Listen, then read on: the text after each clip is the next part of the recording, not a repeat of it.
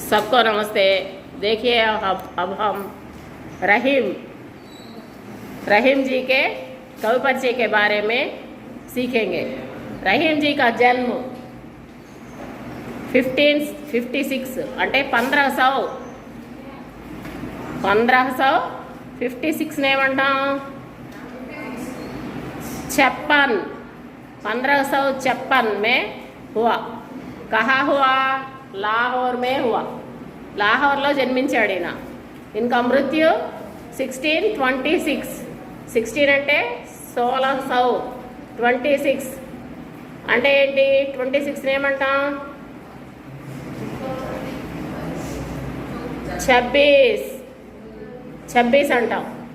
ఈయన లాహోర్లో పుట్టాడు। ఈయన అక్బర్కే నవరత్నం మేసే ఏక్ హై।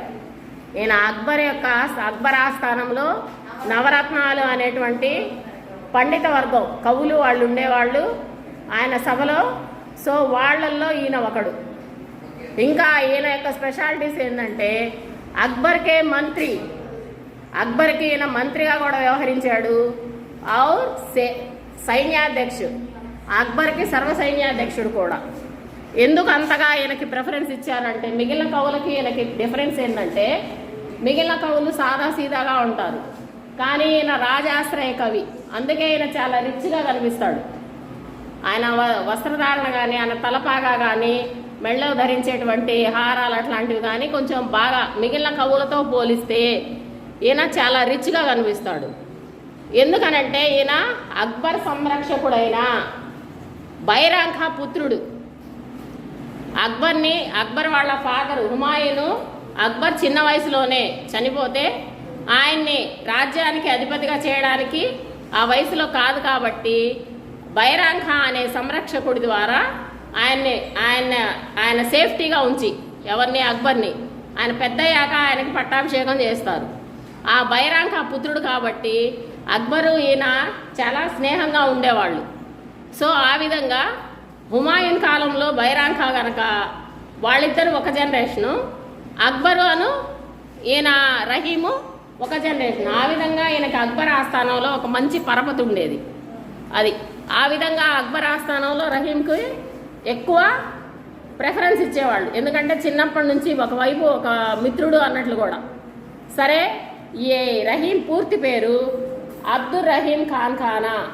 అబ్దుర్ రహీం ఖాన్ ఖానా బిట్స్ కానీ ఇస్తూ ఉంటాడు ఒక్కోసారి, పారాగ్రాఫ్ క్వశ్చన్స్ అట్లాంటివి। తర్వాత ఈయన రచనలో ముఖ్య ఉద్దేశం ఏముంటుంది? ఇప్పుడు కొంతమంది కవులు కొంతమంది రచనల యొక్క ముఖ్య ఉద్దేశం, మీరాబాయి అంటే భక్తి కవి, అలాగా కృష్ణ భక్తి గురించి ఉంటుంది। అలా రహీమే వేటి గురించి రాసేవాడు। రహీంకే దోహే నీతి పరకోతే హై అంటే ఈయన మంత్రి అది అవడంతో ప్రజలకు ఇది నీతి, ఇది తప్పు, ఇది రైటు అని చెప్పేలాంటి నీతిపరమైన పద్యాలు చెప్పేవాడు। తర్వాత శృంగార్, రాజాశ్రయ కవి కావడం వల్ల రాజుని వర్ణిస్తూ రాజు యొక్క శృంగార వీర గాథల్ని రచించేవాళ్ళు కవులు, ఆ విధంగా అవి। తర్వాత భక్తి భావన, భక్తికి సంబంధించిన పద్యాలు కూడా ఈయన రాసేవాడు। సరే, ఈయన ఏ భాషల్లో ఫేమస్? ఒక రాజాశ్రయ కవి అని అంటే ఆయనకి ఏం అర్హత లేకపోతే ఊరికేమి ఇవ్వరు। సో ఆయన సహజంగానే పండితుడు। ఏ భాషల్లో?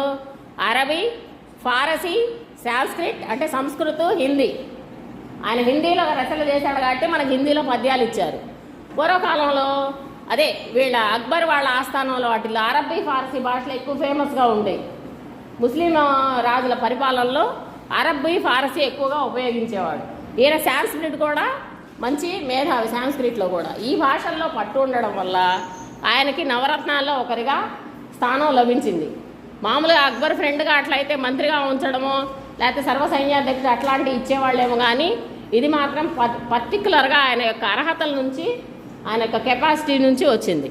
తర్వాత ఈయన రచనలన్నీ రహీం గ్రంథావళి అనే పేరుతో ఈయన రచనలన్నీ గ్రంథీకరణం చేయబడ్డాయి।